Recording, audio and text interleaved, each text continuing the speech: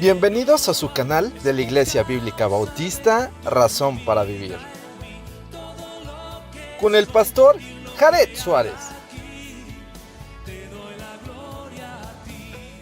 Bienvenidos a su canal de la Iglesia Bíblica Bautista, Razón para Vivir. Vamos a continuar nuestro estudio en la epístola a Tito y vamos a leer los pasajes, versículos 6 al 10 y lo analizamos. Exhorta asimismo a los jóvenes a que sean prudentes. Preséntate tú ante todo como ejemplo de buenas obras, en la enseñanza mostrando integridad, seriedad, palabra sana e irreprochable, de modo que el adversario se avergüence y no tenga nada malo que decir de vosotros. Exhorta a los siervos a que se sujeten a sus amos, que agraden en todo, que no sean respondones, no defraudando, sino mostrándose fieles en todo, para que en todo adornen la doctrina de nuestro Salvador. Vamos a orar. Señor y Padre, gracias por tu palabra, gracias por todas las personas que ven, que tu Señor puedas bendecirles, guiarles, sobre todo hablar a su corazón, para que ellos puedan tener una relación sana contigo, que te honren y te glorifiquen. Ayúdanos a poder hacerlo. En el nombre de Jesucristo. Amén. Muy bien. Entonces, sigue el pasaje con una serie de instrucciones. Recuerde que es la enseñanza de la sana doctrina. Y aquí, después, de alguna forma, que habla a las mujeres y a los ancianos, ahora a los jóvenes. Dice, exhorta. Ahora, la exhortación viene de compartir lo que la palabra de Dios dice acerca de un tema específico, y la persona va a ser exhortada en sí misma por la palabra de Dios. Exhortar no quiere decir que uno le tiene que decir a la gente lo que tiene que hacer, sino la Escritura dice esto y aquello, pero tú decide qué hacer. Y entonces la gente de esa manera es exhortada. Porque de otra manera ya no es la obra que hace Dios en la vida de la persona a través de la palabra de Dios, sino a través de mi palabra y mi enseñanza, que finalmente pues esas no tienen nada de peso comparando con la palabra de nuestro Dios. Así que exhorta a sí mismo a los jóvenes a que sean prudentes. Digamos que la prudencia tiene que ver con el cuidado de lo que se dice y de lo que se hace para evitar un daño colateral, por decirlo de esa manera. Yo voy a cuidar mi forma de hablar para no ofender o para no decir algo incorrecto en el tiempo o cuando alguien ni siquiera me pregunta o no me corresponde decirlo o hacer la circunstancia que de alguna forma se dice que se debe hacer, ¿no? Entonces es muy importante que nosotros comprendamos que la prudencia tiene que caber en los creyentes, y esto tiene que ver mucho con causa-efecto. Es decir, si yo digo esto, ¿qué va a pasar? Si yo hago esto, ¿qué va a pasar?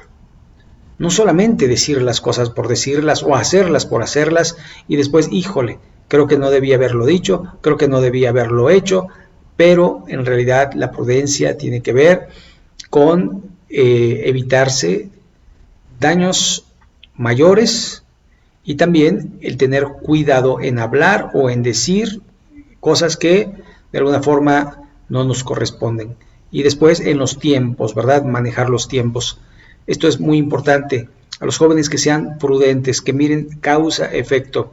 Después le dice al siervo Tito, preséntate tú como ejemplo de buenas obras.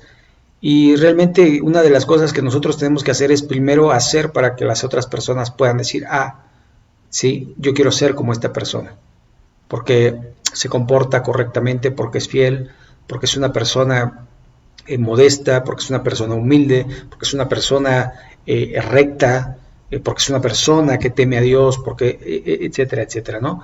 Preséntate tú como ejemplo, es decir, cuida tu vida porque la gente te está viendo y de alguna manera te va a seguir en lo que tú hagas. Si es bueno, bueno; si es malo, también malo. Entonces, buscar presentarse como ejemplo de buenas obras. En la enseñanza, mostrando integridad. Esto es sumamente importante. Integridad en el sentido de ser una sola pieza, de no enseñar una cosa y hacer otra, sino de ser hacedores de la palabra primeramente, así como predicadores. La congruencia debe ser notable e importante en la vida de cada persona que dice algo que hace, ¿verdad? Esto es importante. Cuando uno dice hay que vivir en santidad, hay que vivir apartado del pecado, uno debe procurar vivir apartado del pecado. Cuando uno dice no blasfemar, uno tiene que buscar eso, no blasfemar. Cuando uno dice tiene que ser obediente, pues que yo soy obediente. Y así, etcétera. En muchas áreas de la vida uno tiene que ser eso, íntegro, de una sola pieza, con seriedad. Es decir, no es un chiste. La palabra de Dios no es un chiste, no es un show, no es para entretener, no es para animar, aunque anima. La palabra de Dios anima. Y de alguna forma uno debe tener cuidado de que mi predicación no se convierta en un show para vengan, vamos a ver al payaso, o vamos a ver a este motivador, ¿verdad? O vamos a ver a este dador de dones, etcétera, etcétera. Uno tiene que buscar de alguna manera que sea la palabra de Dios predicada, que entre en nuestro corazón, que cambie nuestra vida, que nos ayude a ser las personas que Dios quiere que seamos para su gloria y honra. Entonces es muy importante, con la seriedad de vida a lo que se está diciendo, y es la palabra de Dios. Verso 8. Palabra sana e irreprochable. De modo, bueno, primero, palabra sana e irreprochable. Sana en el sentido de que, bueno, tiene uno que cuidar sus palabras. No puede ser palabra, digamos, irreverente o palabra corrompida. Yo he escuchado muchos pastores que quieren hacerse joviales y empiezan a usar terminología de los chavos y cosas que digo, pues, realmente no es necesario. Al contrario, yo quiero que ellos se conviertan hacia acá y no yo hacia ellos. Yo quiero que el mundo se convierta a Cristo y no que los cristianos se conviertan al mundo. Entonces, uno tiene que poner una plataforma de ideas correctas con palabra sana e irreprochable, de modo que el adversario, Satanás, se avergüence y no tenga nada malo que decir de nosotros.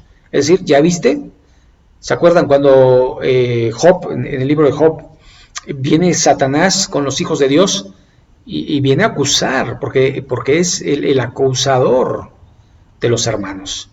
Y viene a acusar a Job porque de alguna manera está bien, tiene todo correcto, vive correctamente, pero también tiene todo lo material. Entonces, si se lo quitan, va a cambiar. Job era una persona irreprochable, y nuestra vida tiene que ser irreprochable. Y cuando uno es irreprochable, pues como dice el dicho, pues no tiene de dónde tomarnos, sino simple y sencillamente estamos limpios. Verso 9. Exhorta a los siervos a que se sujeten a sus amos, que agraden en todo. Y esto porque pues muchas veces el trabajador suele suele quejarse del amo, ¿no? del dueño, del patrón, del jefe. Y uno, ay, es que este fulano, es que, ay, me manda, o cuando me manda a hacer algo, hago mi cara, que no me vea porque si no me despide, ¿no? O me regaña. Entonces, por ahí lo hago de malas y con un modo incorrecto, cuando debemos de hacerlo como para el Señor. Entonces, esto es sumamente importante, ¿no? Que podamos obedecer en todo, agradando a los amos, a los siervos, a los jefes, y que no seamos respondones. ¿Y por qué yo? ¿Y por qué no mandas a fulano? ¿Y por qué no mandas a sotano? ¿Qué te pasa? Yo ya lo hice. Oye, yo mis días libres, mis vacaciones, no sea respondón. Es lo que dice la Escritura, ¿no? Entonces hay que procurar en eso también guardar prudencia, tener cierta precaución en la toma de decisiones, sobre todo cuando uno va a responder de una manera incorrecta. No defraudando, sino mostrándose fieles en todo. Y bueno, de alguna forma, como se dice constantemente, el ser fiel no significa ser tonto, significa que uno es hombre o mujer de palabra, que sostiene su palabra aún bebiendo en daño suyo. Aún a pesar de que me van a afectar, mantiene su palabra, es fiel en lo que ha dicho. Y por eso, de alguna manera, uno tiene que permanecer en las cosas que uno se compromete para cumplirlas como Dios quiere. Y esto es un adorno para las personas que son comprometidas, que son fieles, para que en todo adornen la doctrina de Dios, nuestro Salvador. ¿Se da cuenta? Es para agradar a Dios, es para honrar y glorificar el nombre de Dios. Si bien tenemos, digamos, cierto beneficio, porque el que se porta bien es bendecido por Dios, pero no lo hace uno por el beneficio, sino por amor a aquel que me salvó, aquel que murió en la cruz por mis pecados y de alguna manera nos ha salvado de la ira venidera del infierno. Así que hasta aquí vamos a dejar esta porción de la palabra. Si Dios lo permite, la próxima semana continuaremos con nuestro estudio a Tito. Muchas gracias a aquellos que se han suscrito, que Dios los bendiga, igual dele like y pues compártale, ¿verdad? Para que esto pueda ser llevado a muchas más personas. Que Dios los bendiga, nos vemos en el próximo video, muchas gracias y muchas bendiciones.